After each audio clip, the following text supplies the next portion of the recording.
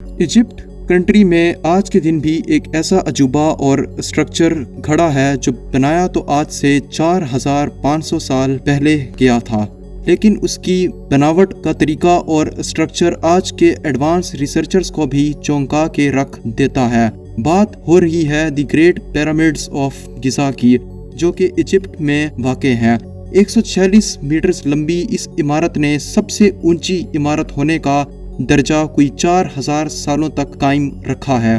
इस पिरामिड को बनाने के लिए इतने भारी पत्थरों का इस्तेमाल किया गया था जिनका वेट कोई 2.5 टन था, यानी कि अगर इनको किलोज में कन्वर्ट किया जाए तो ये कोई 2500 किलो का एक पत्थर बनता है।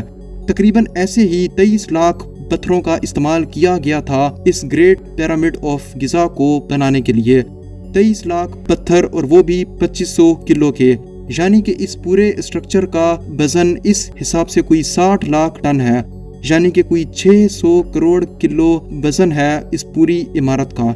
इसको अगर हम आज की सबसे ऊंची इमारत बुर्ज खलीफा से कंपेयर करें तो बुर्ज खलीफा का वजन सिर्फ 5 लाख टन है, यानी कि ये पूरा अजूबा बुर्ज खलीफा से 55 लाख टन ज़्यादा वजनी है। और बुर्ज खलीफा का वेट इस पिरामिड के वेट का सिर्फ 8% हिस्सा है। जबकि हैरत अंगेज तौर पे बुर्ज खलीफा को तो आज के एडवांस दौर में बनाया गया है, लेकिन ये पूरा अजूबा आज से 4500 साल पहले बनाया गया था। ज़रा सोच के देखें, उस दौर में ना ही कोई एडवांस टेक्नोलॉजी थी, ना ही कोई एडवांस लेवल के कोई इंजीनियर्स, ना ही बिल्डोजर्स, ना ही कोई क्रेन्स, और तो और यहाँ तक कि उस दौर में पहिए भी इजाद नहीं हुए थे। और तो और इस पूरे मोनूमेंट को ऐसे बनाया गया है और ऐसे इसकी अलाइनमेंट की गई है कि ये आज के दिन भी जैसे का तैसा खड़ा है।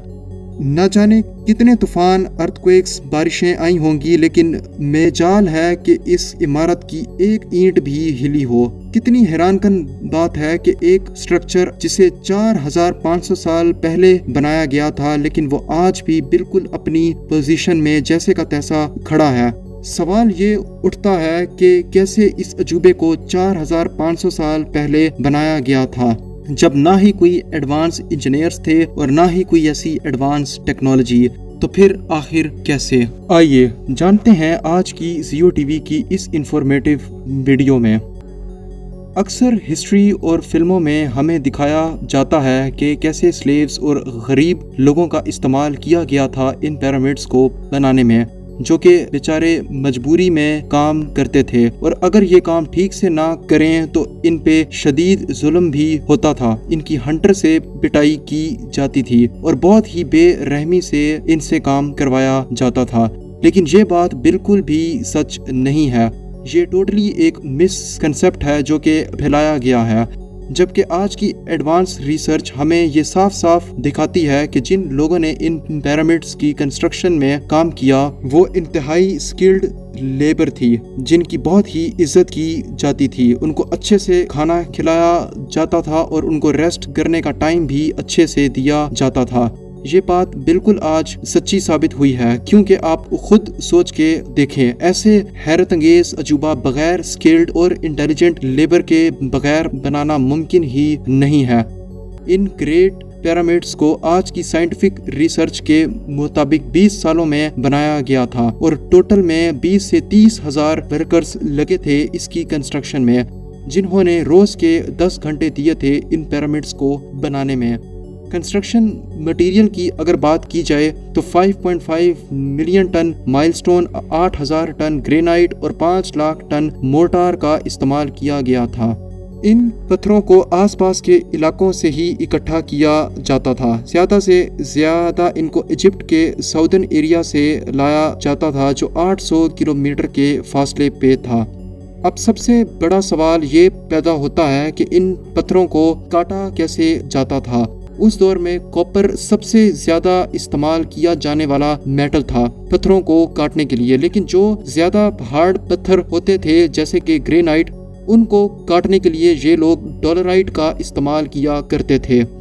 काफ़ी सारे तरीके इनके बहुत ही दिलचस्प होते थे, जैसे कि पत्थरों के अंदर क्रैक्स और होल्स को ढूंढते थे और फिर उनके होल्स के अंदर लकड़ी की बनी हुई बेचिस डाल देते थे, جن کو پانی سے اچھی طرح گیلا کر دیا جاتا تھا۔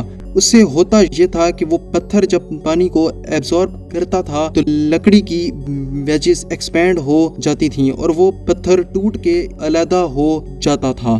اب سب سے بڑے سوال پر آتے ہیں کہ آخر ان پتھروں کو موو کیسے کیا جاتا تھا، اور وہ بھی بغیر پہیوں کے۔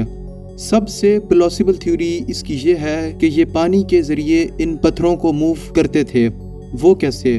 وہ ایسے کہ ایک کشتی سی بنائی جاتی تھی پتھر کی، اور اس کو پانی میں چھوڑ دیا جاتا تھا پیرامڈز کی طرف، اور وہ خود ہی تیرتی ہوئی پیرامڈ کے پاس پہنچ جاتی تھی۔ اب پتھر کے قریب پہنچنے کے بعد یہ ایک کے اوپر ایک پتھر رکھنے کے لیے سلیجز کا استعمال کرتے تھے۔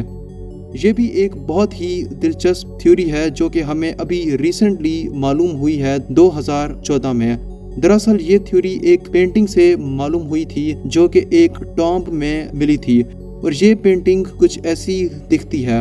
اس میں آپ صاف صاف دیکھ سکتے ہیں کہ کیسے 170 لوگ ایک اسٹیچو کو گھسیٹ کے لے کے جا رہے ہیں رسیوں کا استعمال کر کے ایک سلیج پر، اور اگر آپ غور کریں تو یہاں پہ ایک آدمی پانی گرا رہا ہے ریت پہ۔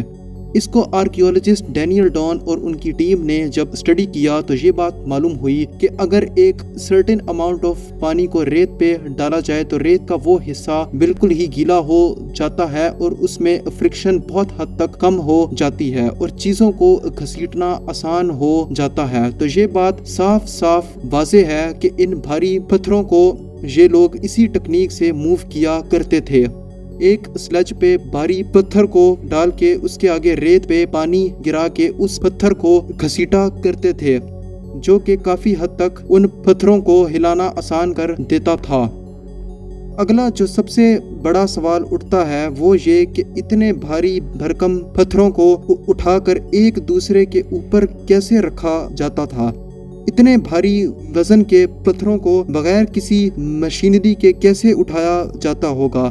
عام طور پہ ایک پلی کا سسٹم بھی بنایا جا سکتا ہے ان پتھروں کو اٹھانے کے لیے، لیکن جیسا میں نے آپ لوگوں کو بتایا تھا کہ اس دور میں ویل کی انوینشن ہی نہیں ہوئی تھی۔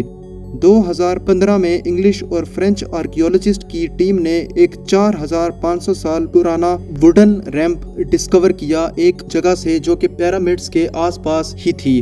آرکیولوجسٹس کا ماننا تھا کہ ایک اسی طرح کا ریمپ بنایا گیا ہوگا سلوپ فارم میں، ٹاپ سے لے کر باٹم تک۔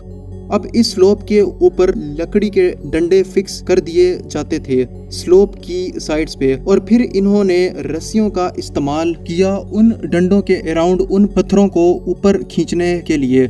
یہ تھیوری دی گئی تھی فزسسٹ جوسف کی طرف سے 2014 میں، اور اس تھیوری کے حساب سے انہوں نے یہ سلوپ بہت زیادہ پیچھے سے شروع کیا تھا تاکہ سلوپ زیادہ ہائٹ میں اونچا نہ بن جائے۔ اس کے بعد یہ تھیوری کہتی ہے پتھروں کو سلوپ کے ذریعے اوپر پہنچانے کے بعد انہوں نے لیورز کا استعمال کیا ہوگا بھاری بھرکم پتھروں کو ایک دوسرے کے اوپر رکھنے کے لیے۔ اس تصویر میں آپ دیکھ سکتے ہیں کہ یہ کیسے کام کرتا تھا کہ ایک مڈل پوائنٹ لے لیا زیادہ ہائٹ کا، اور پھر اس ڈنڈے کے دوسری طرف وزن ڈال کے اور اس وزن کے سہارے ڈنڈے کو گھما کے ان بھاری پتھروں کو اٹھا کر ایک دوسرے کے اوپر رکھ دیا جاتا تھا۔ اب یہ ساری تھیوریز سننے میں لاجیکل تو لگتی ہیں، لیکن مسئلہ ہے کنسٹرکشن ٹائم کا۔ یہ جتنی بھی تھیوریز ہیں پیرامڈز کو بنانے کی، یہ بہت زیادہ ٹائم ٹیکنگ ثابت ہوئی ہیں، اور پیرامڈز کو 20 سالوں میں ہی کمپلیٹ کر لیا گیا تھا۔ لیکن ریسرچرز کا کہنا ہے کہ ان طریقوں سے پیرامڈز کو صرف 20 سالوں میں بنانا ممکن نہیں ہے، اس لیے یہ پیرامڈز آج کے دن بھی ایک مسٹری ہیں۔ اب کنسٹرکشن سے ہٹ کر ان پیرامڈز کے ڈیزائن پر آئیں تو وہ بھی اپنے آپ میں بہت ہی فیسینیٹنگ چیز ہے۔ آپ کو جان کے حیرت ہوگی کہ ان پیرامڈز کو اس طرح سے ڈیزائن کیا گیا ہے کہ ان کی چاروں سائڈز نارتھ، ایسٹ، ویسٹ اور ساؤتھ میں ایگزیکٹلی پوائنٹ کر رہی ہیں۔ یہ بالکل ہی ایکوریٹ طریقے سے ان پیرامڈز کی چاروں ڈائریکشنز کو ساؤتھ، ایسٹ، ویسٹ اور نارتھ میں پوائنٹ کروا رہی ہیں۔ ایسا کیسے ممکن ہو سکتا ہے جبکہ اس دور میں کمپس نام کی کوئی چیز انوینٹ ہی نہیں ہوئی تھی، اور نہ ہی کوئی اور ایسی ماڈرن ٹیکنالوجی انوینٹ ہوئی تھی۔ اب اس ڈیزائن کو لے کے بھی سائنٹسٹ نے کچھ تھیوریز دی ہیں کہ آخر یہ ان لوگوں نے کیسے کیا ہوگا۔ ایک پاپولر تھیوری دی جاتی ہے آٹم ایکوینکس کی، کہ جب ہمارا پلانٹ ارتھ کا ٹلٹ کچھ ایسا ہو جاتا ہے کہ دن اور رات ایگزیکٹلی ایکول ہو جاتے ہیں، زمین پہ پڑنے والی شیڈو بالکل ہی اسٹریٹ لائن میں ہوتی ہے ایسٹ اور ویسٹ کی طرف۔ ایک اور تھیوری دی گئی تھی جس کا نام ہے کانسٹیلیشن، کہ آسمان میں جو تارے ہیں ان کی ڈائریکشنز کو دیکھ کے ایجپشنز نے اپنا ڈیزائن الائن کیا ہوگا۔ یہ کرنے کا طریقہ کچھ ایسا ہے کہ اورین بیلٹ کے جو 3 تارے ہیں ان کی اسٹریٹ لائن الائنڈ ہے۔ یہ الائنمنٹ باقاعدہ طور پہ ایجپشنز کی طرف سے پلانڈ تھی، کیونکہ ان کو ایسٹرونومی کی اچھی جانکاری تھی۔ وہ تاروں کو رات میں ٹریک کرتے تھے اور ان پہ اسٹڈی کیا کرتے تھے۔ لیکن یہ ایک صرف تھیوری ہے جو کہ کافی سارے سائنٹسٹس نہیں بھی مانتے، کیونکہ اس کا کوئی ٹھوس ثبوت نہیں ہے۔ اس لیے اس ماڈرن ورلڈ میں دی گریٹ پیرامڈز آف گزا کچھ معاملات میں آج بھی ایک مسٹری بنا ہوا ہے۔ اب ہمیں دیجیے اجازت، آپ لوگوں سے پھر ملاقات ہوگی ایک اور ایسے ہی انفارمیٹیو ویڈیو میں، اور زیو ٹی وی کو سبسکرائب کیجیے گا ایسے ہی انفارمیٹیو ویڈیوز کو دیکھنے کے لیے۔